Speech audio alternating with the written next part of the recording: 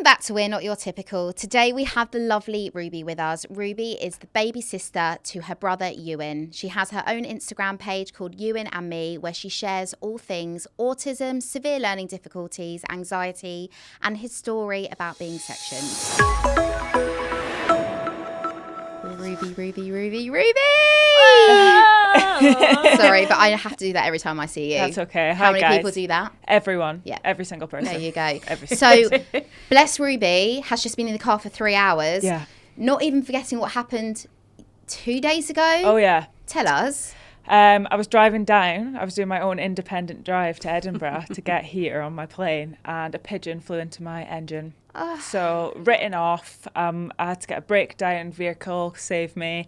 Mum, bless her, love her to bits, drove me to Edinburgh at 4 a.m. No, she on didn't. Monday morning. Wow. Mm-hmm. Why do I have goosebumps? That's so sweet. That's just I my think mum it's- for yeah. you. She's She was like, it's amazing. fine. I'll just take you. I'll Bless just you. take The you. stress. So now I'm here. You're here. I made it. And I we're made so it. happy that you're here. I'm so excited to be here. Thank you. So you are a bit of a different story, and actually we've had lots and lots of people ask us. Yeah. We would really love to hear from a sibling's perspective. And who better? Ruby. So share your story, introduce yourself, tell us what your page is all about and all about your gorgeous brother. Ewan, yeah. So I'm Ruby, Ewan's little sister, and I started our account about a year ago. We'd had basically like a really difficult time in our lives where Ewan had been in crisis, he'd been in a hospital for 15 months, and I think I was quite angry at the world, and I started just writing about his story, and here we are, and it's just taken off. And I've always been Ewan's like number one fan. It's always like, You can so see that. yeah. He's just my best friend in the entire world. And, you know, even from like a young age, when I was like 4 years old, I'd be doing presentations to my nursery about autism. I'd be like, you have to meet my brother. You have to meet my brother. He's so cool. I love it. Do you know what I mean? So what's the age gap? Ewan's 23 and I'm 20. So I was born October 12th, Ewan's October 23rd, and he was diagnosed just 2 weeks before I was born. So it was a lot for my parents to take in. So just before his third birthday? Yeah, right Like before. Callie? Yeah, right before. I think it was literally a month before he was diagnosed. The stress for your parents? Yeah. They always say they wouldn't have had another child if they'd known. Yeah. But thank goodness that They didn't. they didn't. 'Cause, Otherwise you wouldn't be here. yeah. And do you class yourself as Ewan's carer? Yeah, I think so. I've always been a bit funny around the word carer, but that is the reality. That is what you're doing, because not every sibling does what I do for Ewan. So yeah, I class myself as a carer. Especially growing up, I was part of a young carers community in Scotland, which like was great for opportunities like going out. They would take siblings out that didn't have the same opportunities as other children their age, and would take us out as a little community. And yeah, we were called young carers. So That's yeah, really sweet. I would say that. So tell us like a typical day in the life. Yeah, so for example, so Euan comes home on weekends. He comes home once a month at the moment, but he lives 5 minutes from our family house. So I go round and see him twice a week, maybe. So does he live on his own or residential? He lives on his own with a care package. Yeah. So he has carers 24/7 all the time, waking night staff 2-to-1 during the day. And yeah, it's really ideal because he's so close to home. But he comes home once a month and he's perfect. He's always perfect at home. We don't have many issues at home at all because he's just so happy to be there. So for example, like a Saturday morning, it starts about 4 a.m. Like he just cannot, he's so excited to be home. So he knows he's coming. Yeah. So he gets told about 5 minutes before we pick him up that he's going to come home for the weekend. And he's up at 4 a.m. He's dancing around in the bathroom. He wears elf slippers. That's literally our alarm bell. It's like the tinkling on his bell. Sweet. Yeah. And then we're up. Like we kind of have to get up. You can't leave him in the bathroom. Yeah. So I get up and sit with him for hours and hours while he eats breakfast. We give him like 4 different breakfasts. So he has his one, and then I sit down and eat mine. He's got to have some of mine. Of course. Then he's got to have some of Dad's. And then he's got to have some of Mum's. And it's all to kind of stall him because Euan has no concept of time. So he thinks when he's awake at 4:30 that he can go to Tesco, and that's just not obviously how it works. So we try and stall. And then I get Euan dressed, showered, usually shaved, and we head out in the car. It's usually about 9 a.m. Which feels like 4 p.m. Yeah, literally. Go to Tesco. He's done this for about a decade. Has crisps and a Coke. Then he goes shopping for his snacks that he's going to have once he gets home. And there's the same 7 items every time. And then we're at the lunch for cafe at about 10 a.m. Lunch at 10 a.m. Yep. How many lunches does he have? No, he only has one. He's pretty good there. But then we come home and we've just got to fill the whole, still the morning. Yeah, what does he like to do? What do you do? Euan's the most sociable guy you'll ever meet. Like, he has an absolute wicked sense of humour. So he just loves people's company. Yeah. Like, really loves people's company, sitting with him. He likes his iPad, of course. He's watched the same stuff since 2001. He likes TV. He's got music in his blood. Absolutely loves music.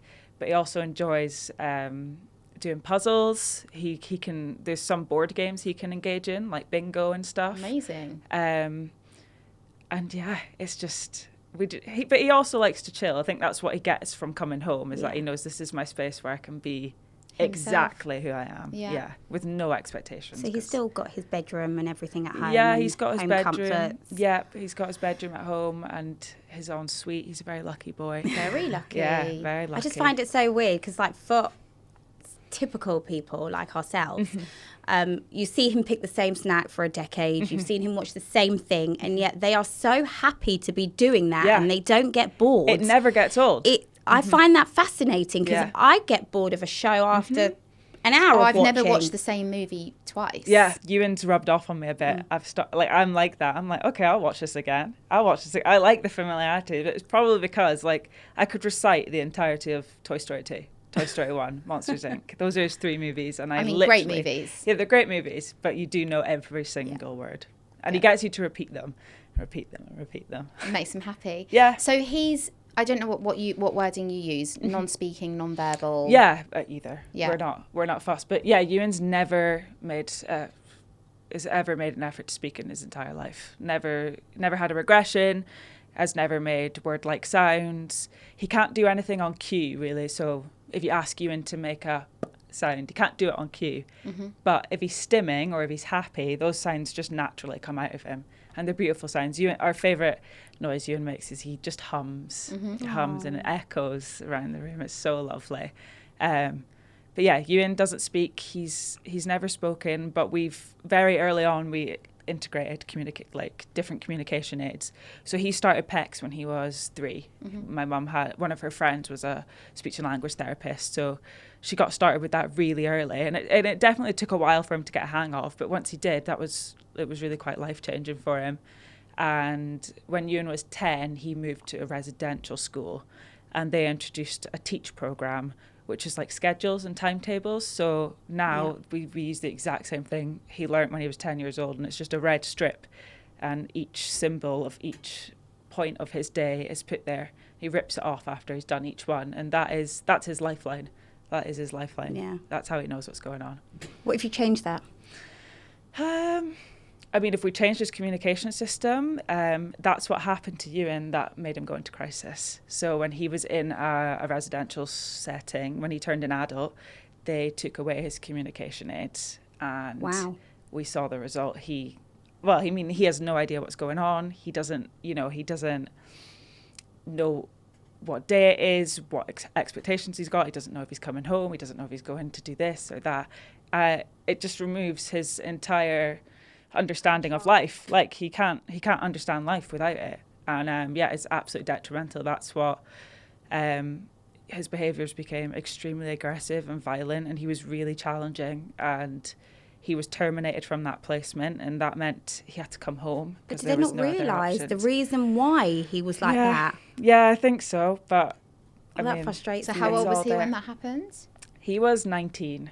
Yeah, so he was 19, and he came home. And we thought, he's going to come home and everything's going to be fine because he loves being at home. We'll shelter him and we'll have some time to heal because he'd gone through so much trauma. And that was when we found out he'd lost the sight in his eye from self-harming during meltdowns. I didn't know that. Yeah, so he completely detached his retina in his left eye, and we took him in for surgery and things, and they just said it was too like there was no saving his eye. So you can't see out of one eye. Mm-hmm. Can't see at all. So that's like one of our biggest worries is about the other eye, because if we know he can do it to one, we know he can do it to another. So that's when we found that out, and he was home, and it was really difficult at home, and I was sitting it's different in Scotland, but my final year exams, and we were in crisis. There was no moment of our day that was calm or happy. He was constantly upset, and How long did that go on for? 4 months. That's a long time. It was in day out for 4 months, and he, he wouldn't get up till like 4 or 5 p.m. because he literally was hiding in his room because he couldn't cope with the world around him at all. And he was honestly, I didn't know who he was anymore. And I think at that point, my mum was actually really worried that me and Euan were going to lose our relationship together, because we'd always been unbreakable. But now it was getting to a point where he was breaking me every day. Yeah. I was scared of my own brother every single day, and she was really worried. And then, so that was really bad, but things went from bad to worse when he was sectioned in hospital in February of 2022. So he has been through hell and back, really has. Can you elaborate on that? Yeah, so basically, when things got really hard, Euan got put into emergency respite, which gave us time to have a couple of days off. And whilst he was there, he had an incident, a meltdown, and they had no idea what to do. I mean, staff aren't trained for people like Euan in these kind of settings. Like he's really complex, and they took him into hospital the early hours of I think it was a Friday night, and the next morning I went to work, and my mum picked me up from work, and she said, "I want to tell you something, but you don't need to worry. Euan was taken into hospital last night, but it's just going to be for the weekend." And then it's 454 days later, he was out. So a really long time. And once you're sectioned or detained under the Mental Health Act, people don't understand how difficult it is to get out. Yeah, I've heard that. It's a crisis across the world, really, across the UK, but across the world. What was he like? Were you able to visit him during that time? And what was he like when you? Not initially. We weren't allowed to visit him because, but it was the hospital's advice, basically. But after a month of him being in there, we got to go see him. And it's the most heartbreaking day of my life. The worst day of my life was seeing him in the hospital for the first time, because we told them to prepare him for us coming, but that it was just a visit. He wasn't coming home. But essentially, communication got lost. And as soon as he saw us, he thought he was coming home. So he was so excited. He was humming. He looked terrible. He looked absolutely terrible. But he was so happy. He was rocking back and forth. I mean, he thought he was going home, and we had to, like, half an hour later, get up and try and tell him you were only allowed half an hour. Yeah, really not a long time. I'm really sorry to interrupt, but he didn't need to be sectioned, did he? No. This is what I don't understand. That people are so uneducated in the autism world that actually his routine was fucked up, and it led to him going down a crisis path. Yeah. And he didn't need that. No. He just needed his routine back. He needed, I don't know how to explain it, but I just feel like that's the issue, is that when autistic people or, learning disabled people get to that point and they get to that crisis point, there's no funding and no resources for placements that can deal with such complex needs, because it is hard. It's really hard to look after someone like Euan. But there's nowhere for them to go. Like, there really isn't. And so when Euan was in hospital, that whole time trying to get him out, it was about finding a suitable solution for when he got out, because he couldn't come out and come home, because we tried that, and that was a disaster. Everyone was broken, including him. So we had to fight and fight and fight to get his own house and the package he's got now. But no one should be fighting that much. No. It should be, he shouldn't have gone through what he went through, or my family, my parents. And they were probably just medicating him. Yeah, he was medicated and a lot. he didn't need to be medicated. He's not unwell. That's the difference. Because, psychiatric hospitals are for people that are unwell. Yeah. And Euan wasn't sick. He's disabled. Yeah. You know what I mean? So it was a very difficult time, and we still hold a lot of upset and anger towards it. And Euan will live with that trauma forever. I mean, But so will you. Yeah. So will your mum and dad. And you've got another brother, is that right? I've got another brother and a sister. Oh, and There's a 4 of sister? us. Oh, Yeah, I'm a wow. baby. I'm You're the the little baby. one. So tell us more going on about, you know, that sister relationship and being a sibling. If you can remember more from the beginning of life, like obviously you were brand new when Euan got his diagnosis. But when did you start realising that Euan may be different to you or other people from school? Yeah, I think there's not a moment that I remember because he was just Euan. He was my brother. And I don't think there was ever a time I really questioned it. But my mum, she had bought a book that was called My Brother is Different. And it would say stuff like, my brother's still in nappies. People his age might not be. And my brother gets upset. And sometimes I get let down and things like that. And when I figured out, when I was told that it was autism, I was so fast. I thought I wanted to show him off. I was like, Euan has autism. He's such a cool guy. And I thought it was amazing. But over time and throughout our childhood, a lot of the challenges that came with Euan having autism obviously meant that I missed out on a lot of things. And there was a lot of letdown. That's one thing I'm very used to, is being let down. You know, there'd be times you'd be anticipating and so excited for days out and they never could happen, or it would go wrong once you got there. And it was really difficult. But when I actually look back on my relationship with Euan and our entire life, I don't hold any resentment.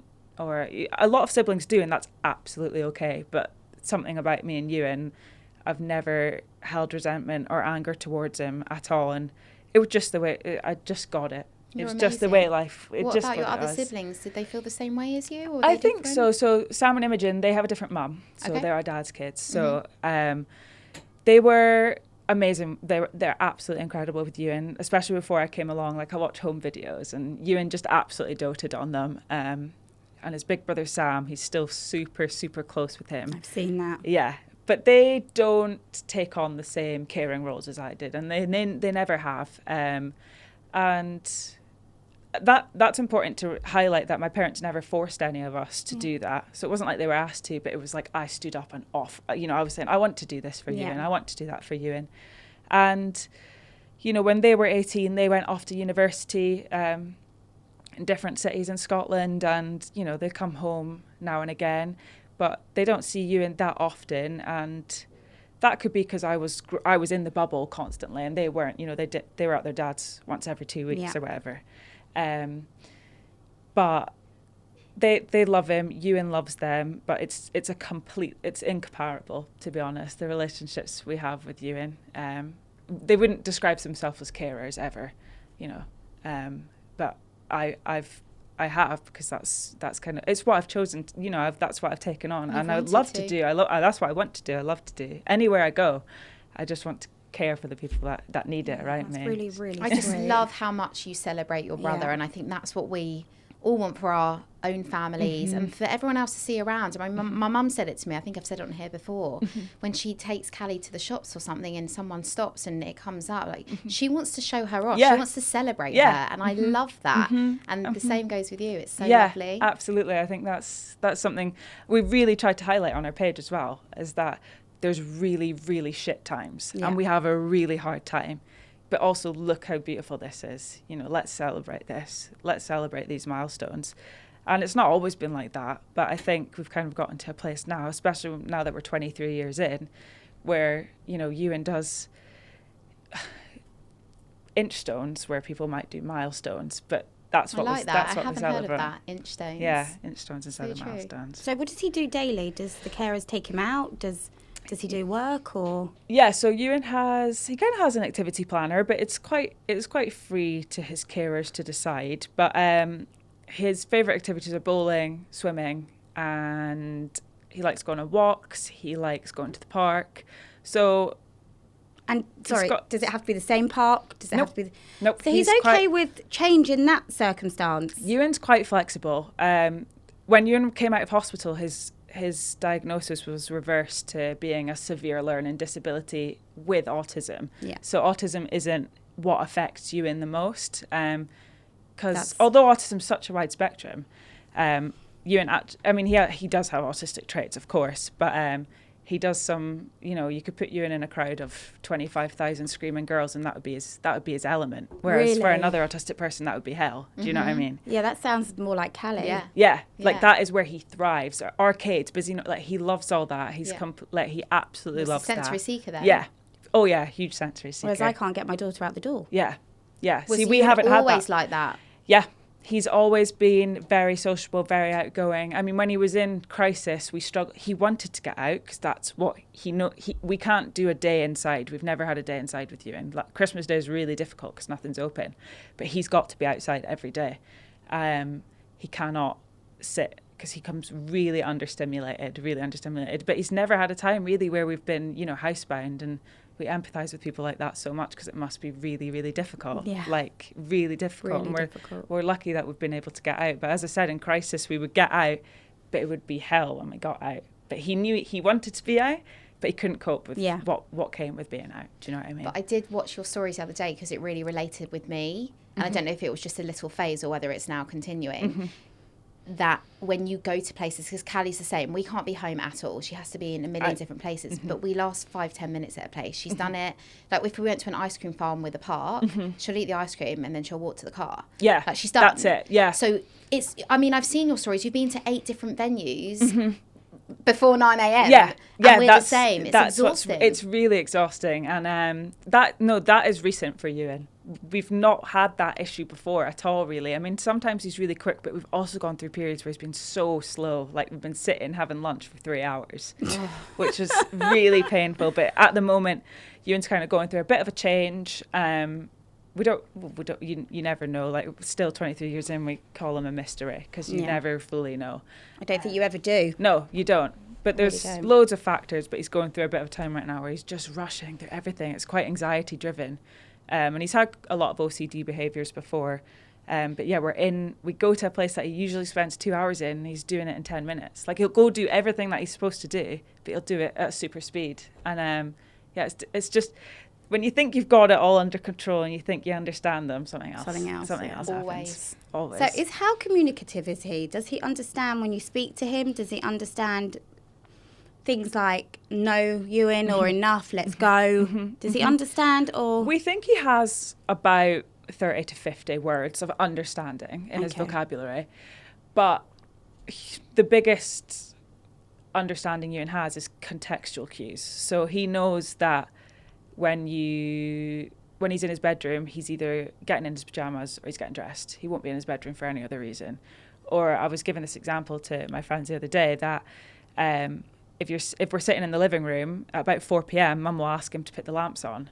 But if you also said in the same tone at 4 p.m, can you go put the bottle in the bin, Euan would assume put the lamps on because he knows. Wow. So it's completely contextual. He doesn't know all the words coming out your mouth. Basically, what's the word? It's done repetitiveness. Yeah. Routine. Yeah, it's over learned and over. behaviour. It's learnt understanding. Yeah. So if someone starts talking in a funny voice, or if everyone around him's laughing, he'll start laughing because he's thinking, oh, that's funny. But he doesn't know the joke. Do you know what I mean? Yeah. But because you're laughing, he's laughing too. And it's genuine, like he's genuinely finding it funny. But he doesn't know what you're talking about. No. He doesn't understand. But he's laughing because everyone else is laughing around him. He's picking up the vibe. Euan's a huge people pleaser as well. So he'll just, anything he thinks is expected of him, that's when he becomes, he'll do it the best of his ability. But that's also his biggest trigger. Yeah. If someone, if you've stood up from your chair and he doesn't know why you've stood up from your chair, he'll think, am I supposed to be doing? You want me to get up and do something? What am I supposed to do? And that's really confusing, especially when, Euan requires 3-to-1 support in his house. So there's 3 carers, and there's 3 carers running, around all the time. So if one's got their coat on, he might think, are we going out? What are we doing? And that is one of Euan's biggest triggers, is not knowing what's expected of him. And that's why when you introduce new people into Euan's life, like my friends, I'm like, oh, by the way, I'll let you know when you can talk to him. Like, it's really? so, you know his cues. Yeah, and I think everyone would probably agree in my family that I know his cues more than anyone. I just have this, I always compare it to E.T. and Elliot, that we just feel the same. Yeah. We feel the exact same emotions. I want to meet him. Yeah, I know. He sounds and he would love to meet you. That's the thing. Euan loves meeting new people. He'd sit here beside me. And he would just be smiling. Yeah, and he goes, try to get your attention. And yeah, like he's such a sociable Is he boy. a little show off? He is a bit of a show off, yeah. He'll start he's just crazy. He's actually really, really funny. So he's quite impulsive, especially physically. Again, as you said, you probably would know more than anyone when will you know when the impulsiveness starts? I know that he can just kind of like lash out. I think when I saw you last time, it's all unexpected. And I did say to you one-to-one, but you were open to talking about it. I said, does it scare you? Because obviously he can be very physical. I know you mentioned when you were younger you used to get scared. But you said you don't get scared anymore. I'm not scared of Euan. I'm scared of things I cannot control around Euan. So if I'm sitting in a room and I know someone's talking too much of him, I'm scared because I know what the repercussions of that's going to be. I know it's gonna explode. I can see the volcano, about to erupt. Yeah. But am I scared of him, one-on-one? No, I'm not. And I don't really know why, because it is scary. The situation's scary. But at the end of the day, I think I always know, like, he'll see me as his sister. And, there can be times he's attacking me. But if we lock eyes, or if he hears a certain tone of my voice, he'll stop. He'll cut the cycle.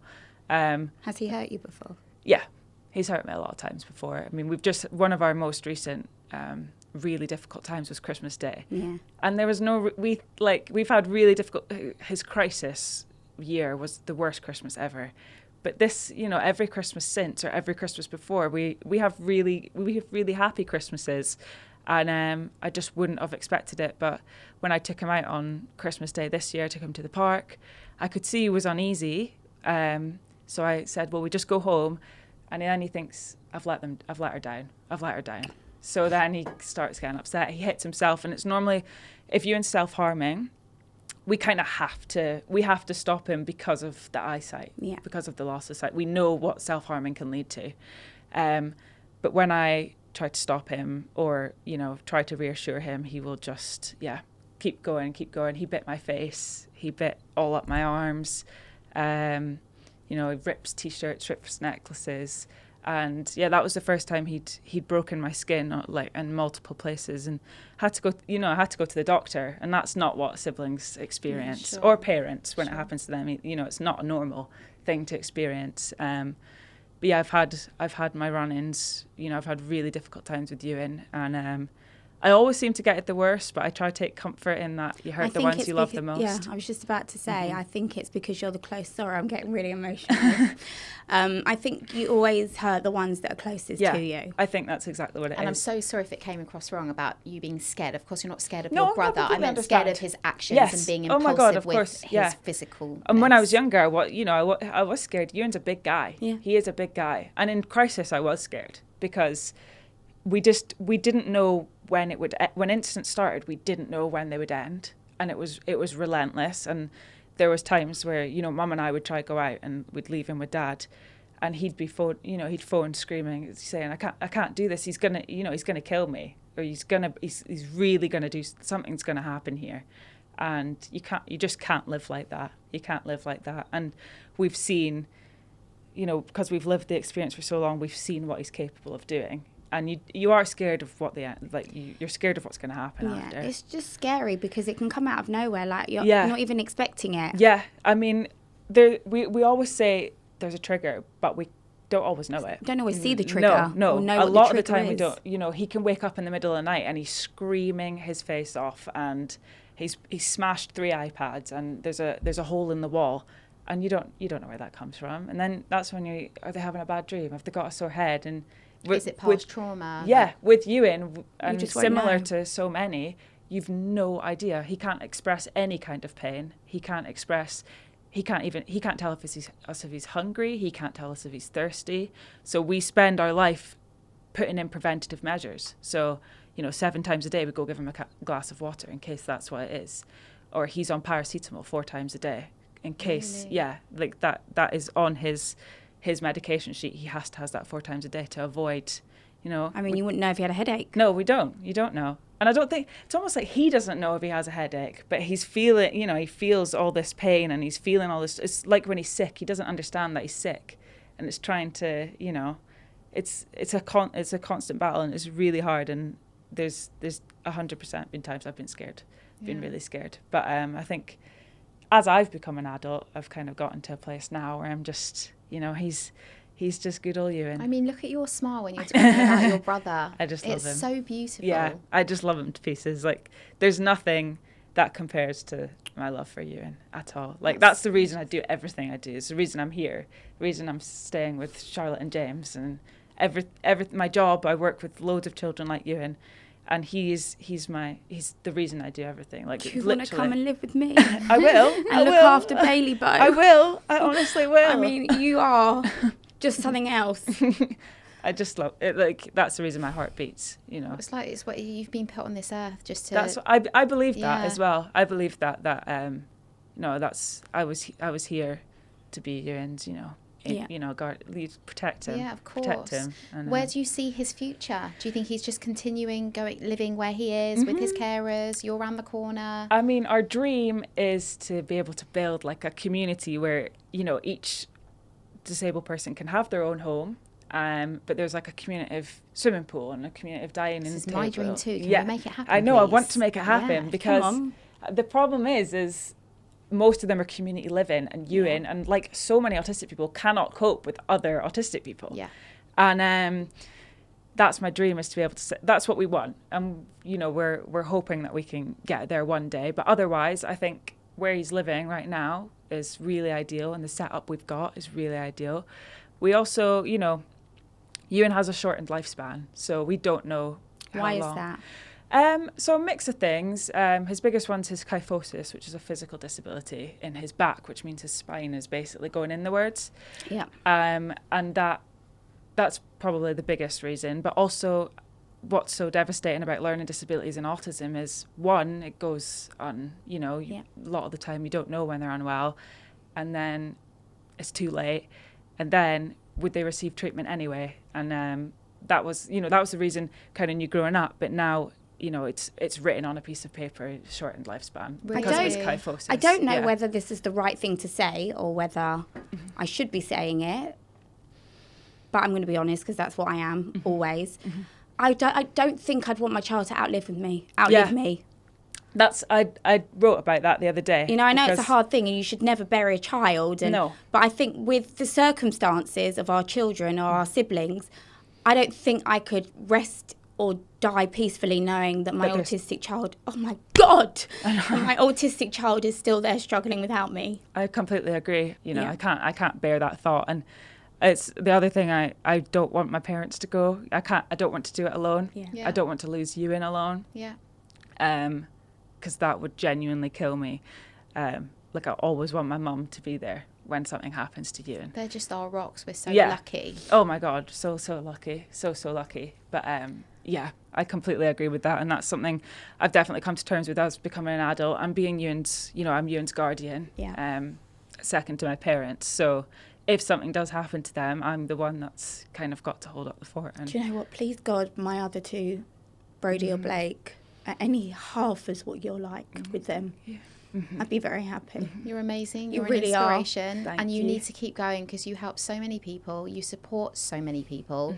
And as we said before, you were born in this world to be such an amazing human being. So we want to thank you. Thank you so for much. coming I'm on sorry. and sharing your story. Jay's being a blubbering mess. God, I'm sorry. But thank you. You're amazing, honestly. Thank you so much, Ruby. guys. It's been a pleasure.